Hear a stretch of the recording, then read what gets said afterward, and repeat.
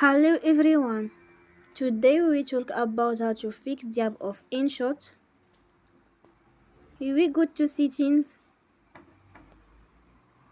Then we click on apps. After that you will search the app InShot and then we click. Then you will on for stop. After that you will go to storage. Then we click on clear cache.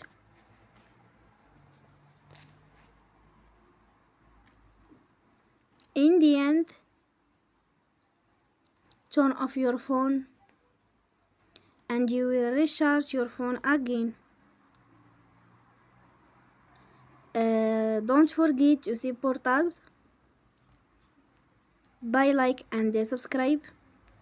See you next time and thank you for watching.